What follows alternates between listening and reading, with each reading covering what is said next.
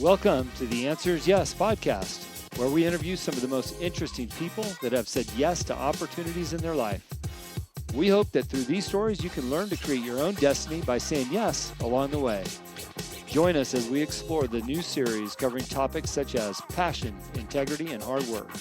I'm your host, Jim Riley, and I hope you enjoy these interviews as much as I do. I believe that everyone has an important message worth hearing. Hello, welcome back to the show. The answer is yes. You know what I love about Zoom and these podcast calls is that, I always talk to everybody for a brief moment before we get started and ask them where they're from. And they're always from somewhere interesting or someplace I've been or want to go. And today I've got Amanda Schendel on the phone, and she's calling from Austin, Texas. Thanks I am. Thanks for being on. I don't live here, but it's I guess you could call it kind of like a third home to me. It feels like. I love that Texas hospitality. I remember the first time I went to Texas, probably 30 plus years ago. And I'm in the airport and I was waiting for people. I knew where they were. I knew where I was. But the nicest people walked up and, hey, do you need some help? You okay? Do you know where you're going? Can I point you in the right direction? I thought, what time zone am I? What world am I in? They're so nice here because I was from California. And, that good old Texas hospitality. I know it still exists out there. It does. Yeah. It's funny. Being originally from California, like I was telling you, I haven't lived in California since I guess about 2009. So it's been quite a while, and I've lived in Seattle and New York City, Ecuador for 3 years, Mexico for about 5 now. So I've been all over the world, but it does seem to be this idea that for some reason on the West Coast that people aren't nice. And every time I go back to California, I was like, I think they don't go out of their way, kind of like that Southern hospitality, like you said, like, how you doing? You need to go somewhere. But I find them to be very like bright and sunny and kind. And maybe that's just, again, we all have such a different perspective of the world, really, right? Depending on kind of where our set point is. Yeah. And also, I grew up again, Southern California. California is a huge place, right? There's many, many different areas like it. And it could easily be divided into 10 different states when you really think about it. So I'm from Southern California, San Diego, Orange County area. And maybe it's the sun and the weather and who knows what it is, but most people just seem to be in a pretty good mood most of the time. So. Yeah, no, you're right about that. It does depend on where you're at and what your set point is. I like that term. I live in Montana now, and people say, well, what is it like there? And because I grew up a surfer in Newport Beach most of my life, I said, well, when you're out on the surf and you're waiting for the waves to come and you're looking back at the shoreline, you can just see all the city and the traffic and the smog, and you see all that pressure, but you're sitting out the water and you just kind of like relax, going, oh, there's no more pressure on me. That's how I feel in Montana. The horizon, right? Like when I lived in a place that didn't have somewhere that you could just look out and see like an expanse, right? So yeah, I'm sure in Montana there's many expanses, but even the ocean provided that for me. And I grew up near Laguna Beach, so like not even much further from where you were, and so you could always get away, and there's something about the ocean, like staring out into what seems like an endless place that really feels good for the soul. And so I now live in Mexico, about an 8-minute walk from the ocean, same thing. It's kind of like jungle beach paradise, and I find that my soul needs that. And I lived in New York City only for about 1.5 years. New York completely chewed me up and spit me out.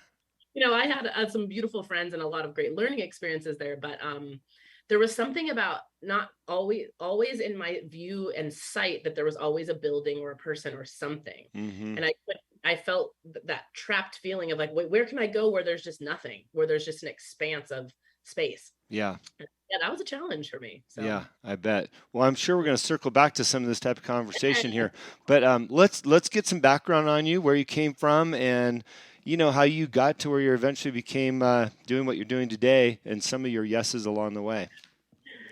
The mushroom queen. That's a good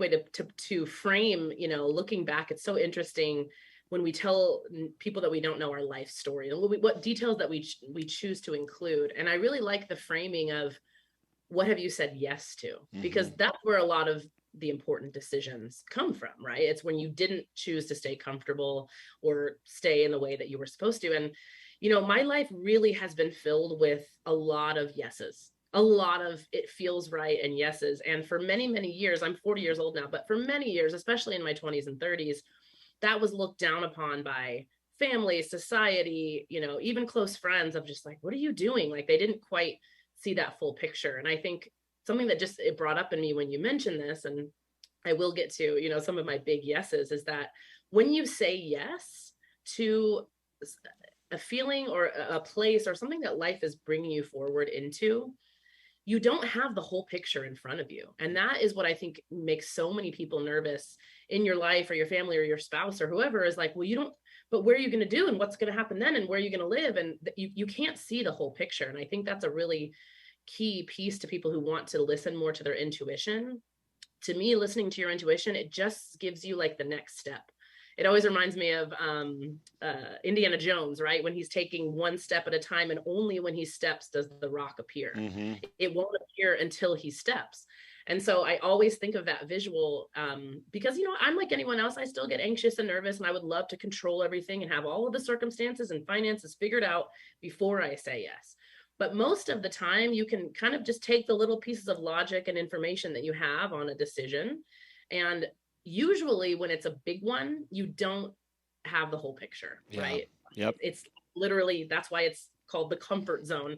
And me and people at my retreats, we always say, man, it sure is uncomfortable out here outside of this comfort zone. It really is, right? It's real sticky and weird and awkward. So it's a good thing to remember that if you're really, really comfortable and easy in a decision, that it's literally not outside of your comfort zone. Yeah.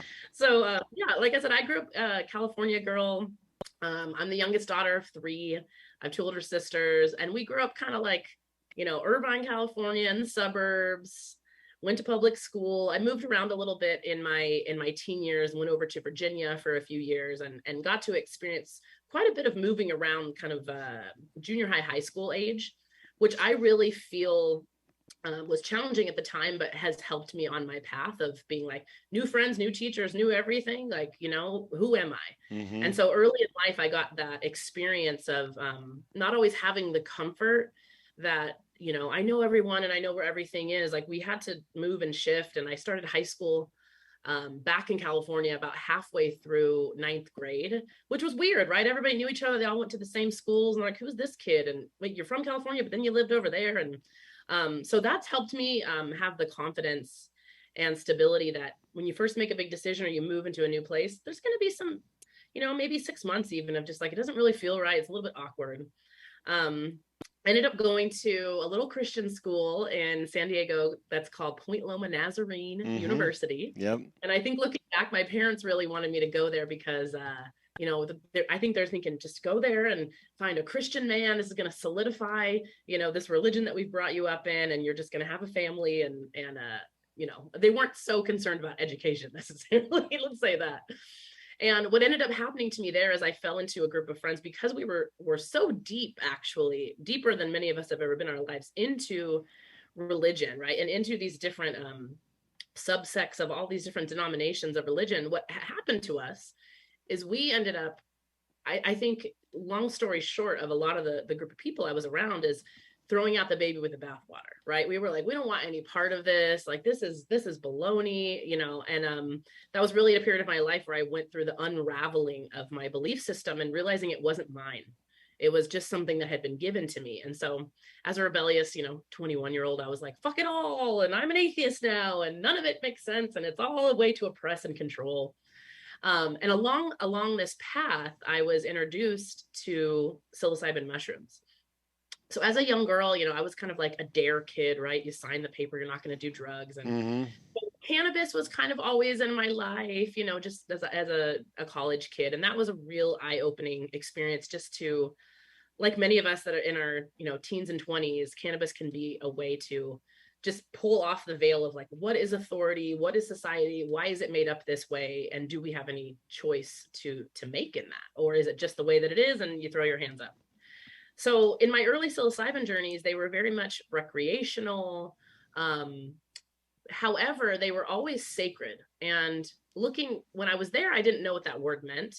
But my friends and I think because we had grown up in the church and we had a respect for, you know, consciousness and changing our consciousness, we always had this respect for mushrooms. And we probably, you know, I would say I only had maybe like 6 or 7 experiences in my early 20s. So, you know, once or twice a year.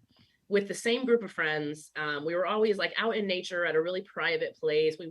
Wasn't at a party, and we weren't mixing it with alcohol or other things. It was like, if we were going to take mushrooms, we knew that it was a powerful experience. So even though I would call it recreational, there was always a way that you just stumbled upon a spiritual experience. And I find that to be true. If you venture into psychedelics enough, you will just stumble upon something that reveals your soul to you. Now, can that be in a bad situation where everything's not set up correctly? Yes. And a lot of people have those experiences, right? Where they're going deep into their psyche and deep into the unknown, but the situation around them is unsafe and uncontrolled and feels off. So to bring it up to speed, because I always try to make like, what is my crazy life concise as I can. During that time that I was, really what I would consider like an atheist materialist, right? Like there's nothing beyond this material world. I was very much into all of kind of the atheist writers at the time and philosophers. And so fast forward to moving to New York City, I was trying to be a comedian. I loved comedy and improv and all of these things, but I was personally very lonely, very depressed, anxious, judgmental, really filled with a lot of despair at that time. And thought that was just the way that I was. It was just my personality, and I was always going to be like that for the rest of my life. And here comes in ayahuasca. So this is about 10 years ago, when now you talk about ayahuasca and people are like, oh, I've heard of that, or where did you go, or this or that. It's a way, way, way more accepted. Even back in New York City at the time, if you mention this to most people, they would say, oh, is that weird drug that people like barf all night in the jungle? It wasn't this like cool thing that was going to help you heal. It was like for really severe people who have a severe problem, who go to see a shaman in the jungle. So I was obsessed with ayahuasca, of learning about it. What is DMT? What is it doing in our brain and our body? But I didn't think it was for me. I was like, I'm not that bad. And I had this, my ego was like, no, protect yourself. You're not going to be doing that. Until ayahuasca just said, it's your turn. And there's no other way to describe it than you just feel a calling of like, I need to do this. I need to do this now. So I found a retreat. I saved up some money. It took me a few months to like finally push the button and get the plane ticket to go to a 12-day retreat in Ecuador. It was terrifying. I had to have my roommate at the time help me because I just couldn't even bring myself to go. I was so scared. And that retreat and those 12 days, looking back, not at the time, but looking back, that was the complete shift in my life. It was a complete change. And so saying yes there, that was the first yes of the last 10 years. That was massive, massive, massive for me. And I didn't know what I was getting into. During that retreat, really started to discover layers and layers of self-hatred, self-judgment, so much hiding within myself that was unclear, right? So whether that was in the subconscious, whether that was just pieces of myself that I had refused to look at, it began to show me that these plant medicines, when done in such a beautiful traditional way that has been carried on for thousands and thousands of years, when putting ritual and ceremony and sacredness around these plants, and not just the Western paradigm, which is, oh, I have this thing, let me take it, it's going to make me better, and then go to work on Monday, right? Like, take time away from your life, be around people that you're vulnerable around. You're basically crying and pooping and barfing and everything around these people, these strangers, right? It's such a wild experience. And what I discovered from that retreat is not only how much plant medicine could help me, but just how much I needed community, how much I needed people. I needed people to just listen and for me to listen to their stories. And it drastically changed me. Long story short, I said, not living in New York anymore. I literally came home from that and everything in my life fell apart. I got fired 2 weeks later from my job. I was going to move out of my apartment. Like, things just started crumbling around me, which is a little bit terrifying, right? After you have what you think is such a beautiful experience with this plant medicine, and all of a sudden your real life is like, okay, now we're just going to knock everything down. Yeah. And I went back to volunteer at this retreat center. I said, you know what? I love this. I love people. I'd done event planning for a long time. So I was like, I feel good around this general situation, and I'll just learn what I can learn there. Right when I got back, the manager that day quit. And so suddenly I was just the manager of like all the volunteers and basically the retreat center. And so I had to say yes to that too. I had to say, okay, right. I've only been here, but I think I can manage a schedule and kind of the organization of this retreat. I wasn't running the ceremonies. I was like, that's for the shamans to do. But it was definitely trial by fire, right? Just figure it out. Just figure it out. And for that 6-month period, it felt like 6 years of growth, right? There's 25, 30 people coming to each retreat, and most of them are coming with pretty severe, usually mental health issues or personal issues. And so there's a lot of energy and a lot of organization between the 15 volunteers, this entire 50-acre plot of land that we're doing this work on. And after 3 years, I was, in that time, I became the general manager. I started, making friends and being trusted by the shamans. And so they started bringing me more into the ceremony. So I began to learn how to keep the sacred fire. And I began to learn how to keep the fire during a sweat lodge, and how to be a gatekeeper for the San Pedro ceremonies, which was for one of the shamans, I was the first woman that he ever allowed in that position. It's generally a position for a man.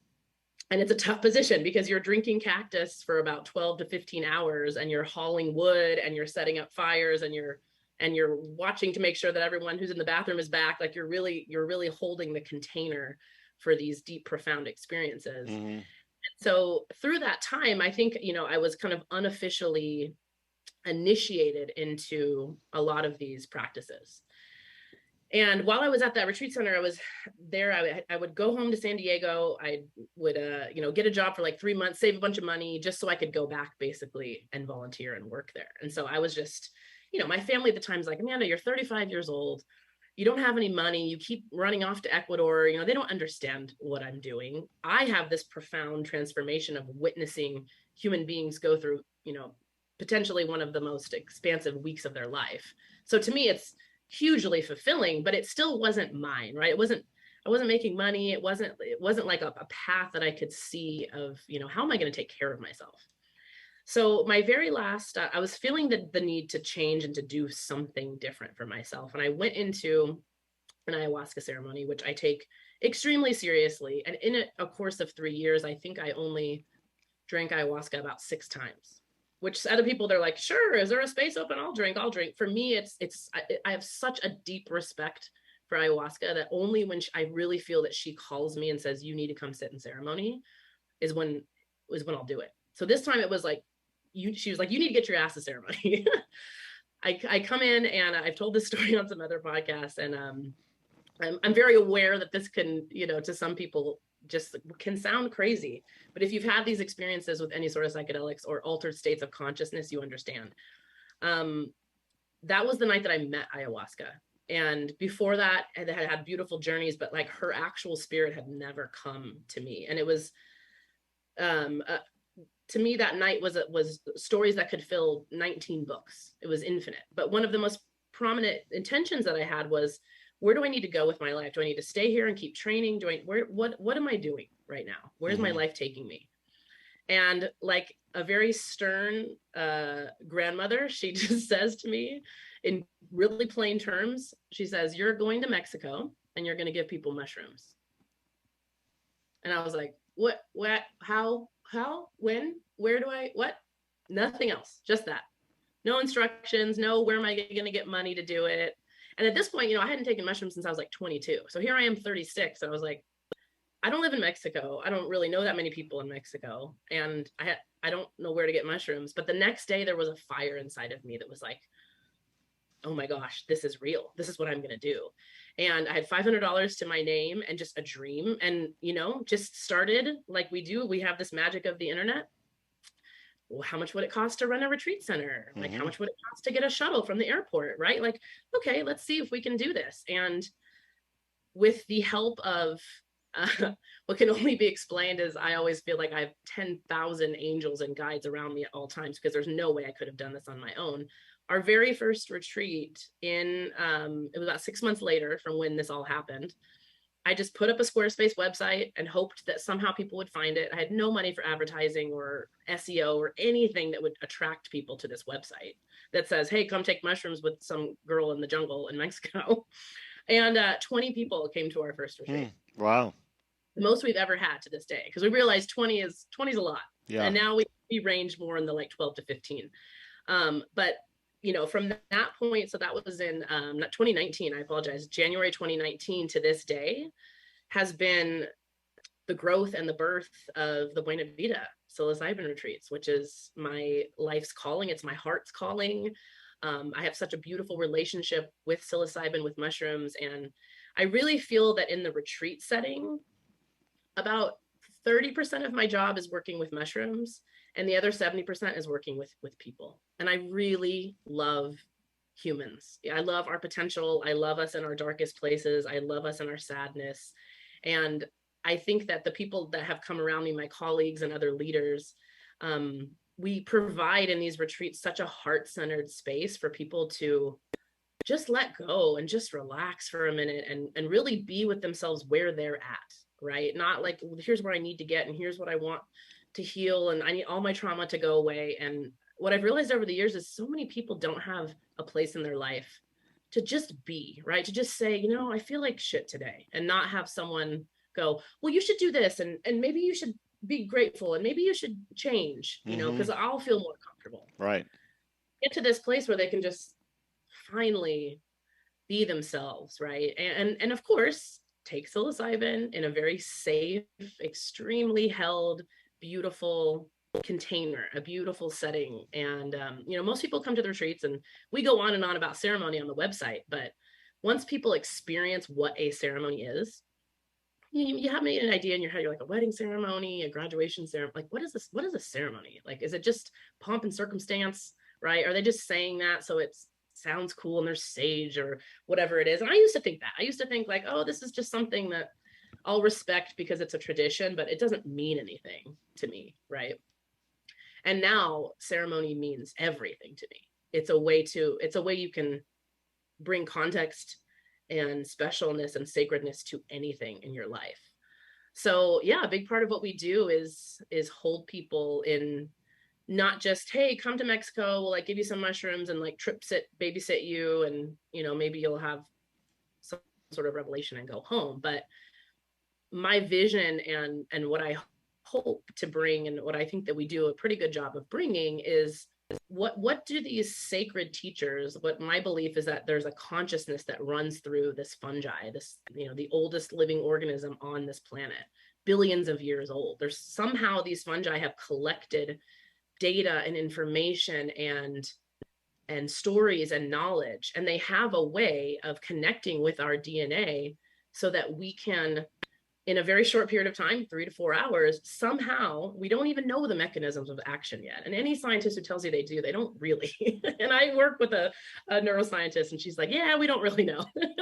But somehow in that short amount of time, you tap out of your regular waking consciousness that is very limited, right? We know our brain and our vision, everything's about limiting. It's like limiting information just so we can get through the day. And it expands.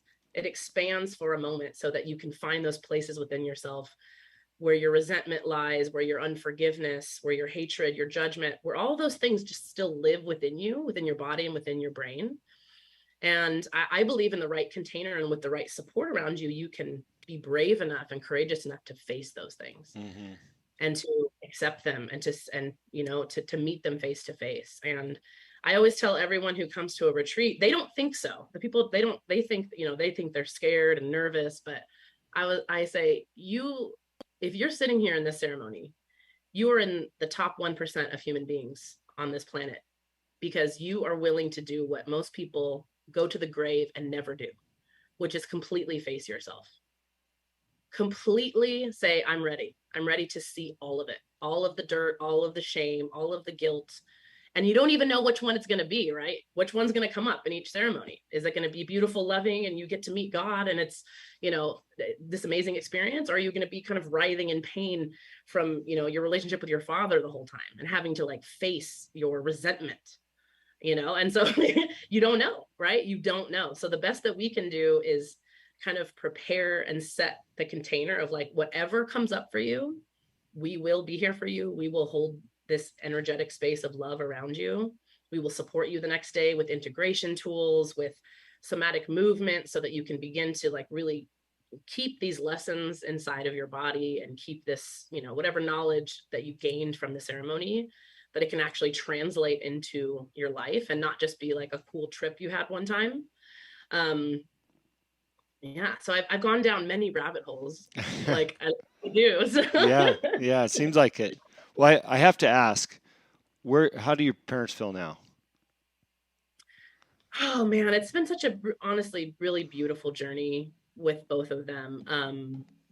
I have such a deep love, such a deeper love and understanding for my parents, and I really credit that to this self work that I have done, where I finally moved from a place of deeply wanting them to understand me to just accepting them exactly as they are. Right. And I think so many of us, I know I work with a lot of people whose parents have died many years ago, and they're still trying to get their parents to understand them, or to love them, or to like just see them as they are. And I have such love and compassion for, the era that my parents grew up in, right? They were a little bit older than the kind of like hippies. So they were already getting a family started by that point. So to them, psychedelics were, you're going to kill someone or jump off a bridge. Like that was programmed so deeply into their subconscious. So it's going to take them some time and data and, research for them to realize that what I'm doing isn't just like, my mom thought I was like a crazy drug lord in Mexico, I swear, for the first few years. She may still, and she wouldn't even say the word retreat. She's like, your things. Amanda, do you have more of your things? I was like, retreats? She just wasn't even able for it to make sense. Yeah. But I will say they have come around. They really have come around. What it took for them was like Michael Pollan's book, How to Change Your Mind. Anderson Cooper did a 60 Minutes at Johns Hopkins. So like things that in their paradigm, right, like academia and the media, like those things had to get on board for them. And it was kind of, it was a little bit of a burn to me when after 8 years of me doing this work, countless stories of healing and unbelievable changes in myself, that my dad calls me up and says, well, Amanda, I saw Anderson Cooper last night and they did the psilocybin mushrooms, and so for him, it was like, now it's real. Now it's legit because it's on the news. So yeah, they're coming around to at least the idea that maybe this isn't harmful and toxic. Maybe it's good for some people and it can help some people. But they're still very old school Christian to this day. And I think their deepest philosophy is like, you shouldn't have to put anything else in your body to connect with God, right? You should just be able to do it completely on your own. So if that's what they think, that's what they think. And they love me and we love each other. And, we've both learned to just understand that there's going to be differences and different ways, and to not try to wrangle each other into, who has the right philosophy on life. Yeah. But now we're able to just enjoy each other. Well, I think the really important lesson here is that, you said yes to several things. You took some twists and turns, and living in New York, and gosh, I've spent a lot of time there too. And that city can eat you up and spit you out real quick. But you found a place to create a business that it sounds like you're very passionate about, that align with your values and who you believe you are. And I think that's one of the biggest lessons for entrepreneurs or people in life that say yes, is understanding what your values are and who you are and what's important to you, and then chasing, what follows that, right? 100%. And that's the advice that I would give to any entrepreneur, especially, is there's going to come a time when no amount of money or success, those are just byproducts, right? If you don't have something that is like daily fulfilling, right? For me, it's the emails that I get from people and the transitions and the changes that they've made, and getting to witness humans in their beauty, right? Of course, money is beautiful and supportive and helps me with my new dreams and new trainings and new things that I want to do. And it has nothing to do with demonizing anything that someone wants in their journey. But if that's missing, because trust me, I've worked with a lot of millionaires and billionaires, a lot.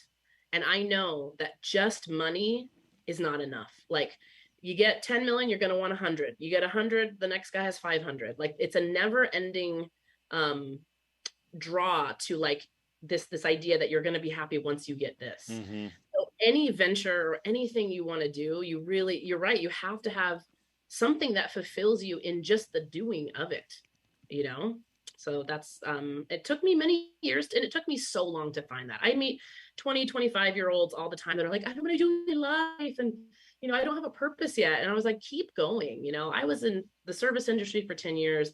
I worked in sales. I did comedy. There were many times I was floating from here to there. The key piece looking back I saw was that I always loved service, even serving in a restaurant, literally being a server, right?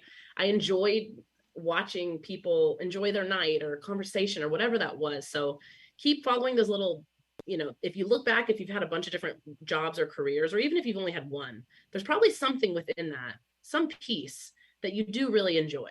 Maybe the office environment or the schedule isn't what you enjoy, but there's something you enjoy there. And if you can just keep following those breadcrumbs, even if you're 50 or 60 or 70 years old, but you finally find it, it's worth it. Yeah. Yeah. Worth it. Absolutely. Well, we burned 30 minutes fast. I appreciate your story.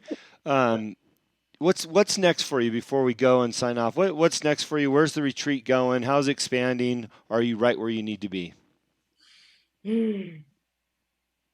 Always right where I need to be. It's a great thing to remember. I've been building slowly. I feel that the Buena Vida is getting bigger, a lot bigger than me. For a long time, it was kind of like a little passion project and I could keep it very small and close to my heart. But the mushrooms really always tell me, a lot of people are coming to this work and a lot of people need this. So I'm slowly beginning to kind of like open my heart and going into this scaling phase where we really hope to open a retreat center in Oregon next year, because in 2023 is when psilocybin will be, all of the laws will be written and fully legal. So that's something to look forward to. I adore Mexico, and the spirit of medicine and ceremony in Mexico is very important to me. So we will always have a home in Mexico. And we also have just started last April facilitator training. So this is a big piece that there was a need for so long, when people would do this work and go, how do I get into this? How do I hold space for others? Or, nurses or even psychotherapists, like, how do I bring this into my practice? So we have designed an online training course and an 8-day experience retreat where people get to go through kind of an initiation into what does it mean to hold space for others as they go on this journey. So we have our second cohort coming up in the end of September. I deeply, deeply enjoy starting to train people into this world. And that's what we're looking forward to. Oregon and helping other people to do this work. I certainly appreciate that. I was just thinking, gosh, this all started on $500 in Google, 100%. And I mean, when I say $500, no 401k, no savings, no mommy and daddy money, like literally 500. And my very first deposit for the retreat center was 1,000. So I took out a credit card for 500 and I put the other, and I was just scraping. We were just scraping around and I was like, free trial Squarespace, free trial. Yeah. And just looking. And I'll never forget the very first woman who bought a ticket to the retreat. I had worked with her in Jamaica at a different retreat center at Myco Meditations. And, all of a sudden there's $1,800 in my PayPal account, and I just, it was like that first drop of faith, and it was there. And I said, even if one person comes to this retreat, we're going to do it. Even if we lose a bunch of money, it doesn't, we're going to do it. Even if this one person comes. So when I saw that, she wrote me a message and said, Amanda, I just fell in love with you when I worked with you, and anything you do, I will come to. And so it was all I needed. That's all I needed was that. And from there, the dominoes just started falling in my favor. So yeah. Wow. Well, congratulations on your success and what you're doing. And most importantly, finding what your values are and chasing them and saying yes to what you're doing. So thank you so much for that. Oh, absolutely. Thank you, Jim. I appreciate it. All right. Well, we'll put your website in the show notes so people can reach out and find out more about what you're doing, when you're doing it. And I'm sure they'll be looking forward to your retreat in Oregon eventually. So sounds like good times. Be good. You'll be pretty close there. We'll have to get you over. Right on. Thank you so much. Thank you. Guys. Thank you for listening to today's show. It is my pleasure and honor to interview all of the guests that have been on the Answer is Yes podcast. If you have enjoyed the show, please go on iTunes and subscribe, give a rating, or simply tell a friend about the show. We also believe in the message of our guests and the positive influence of their stories. As my own mentor and coach, David Meltzer, has taught me, spend some time every day thinking and writing about the things in your own life that you have more than enough of. you will find out how blessed we really are. Please visit my website, livelifedriven.com, for the latest updates about me and what I'm doing. Plus, I post a monthly blog about the many topics on this show. This podcast can also be found there. As I learned early on in life, what you believe is what you will achieve. Thanks, Mark Victor Hansen, and thank you, and have a great week.